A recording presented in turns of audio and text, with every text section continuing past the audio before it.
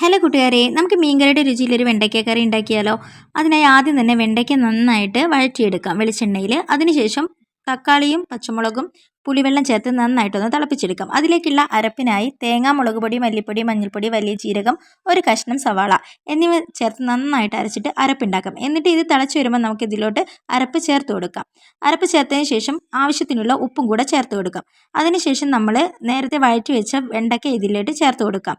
എന്നിട്ട് നന്നായിട്ട് വെണ്ടയ്ക്കയുടെ കളറൊക്കെ ഒന്ന് മാറി വരുന്നവരെ നമുക്കിതൊന്ന് നന്നായിട്ട് തിളപ്പിച്ചെടുക്കാം. അതിനുശേഷം നമുക്ക് അതിലേക്കുള്ള വറവിനായിട്ട് കുറച്ച് വെളിച്ചെണ്ണ, അതിലേക്ക് വെളിച്ചെണ്ണ ചൂടായതിന് ശേഷം കുറച്ച് ഉലുവ ഇടാം. അതിനുശേഷം കുറച്ച് ചെറിയുള്ളിയും വെളുത്തുള്ളിയും കൂടെ ആഡ് ചെയ്ത് കൊടുക്കാം. എന്നിട്ട് കുറച്ച് അതൊന്ന് മൂത്ത് വരുന്നതിന് ശേഷം കുറച്ച് മുളക് പൊടിയും കൂടെ നമുക്ക് അതിലേക്ക് ഇട്ട് കൊടുക്കാം. എന്നിട്ട് നന്നായിട്ട് അത് വറന്ന് വന്നു കഴിഞ്ഞാൽ നമുക്ക് അത് കറിയിലേക്ക് ഒഴിച്ചു കൊടുക്കാം. ഇതാണ് കേട്ടോ വെണ്ടയ്ക്ക കറി. നല്ല സൂപ്പർ ടേസ്റ്റാണ് കേട്ടോ. എല്ലാവരും ഒന്ന് ട്രൈ ചെയ്ത് നോക്കണേ.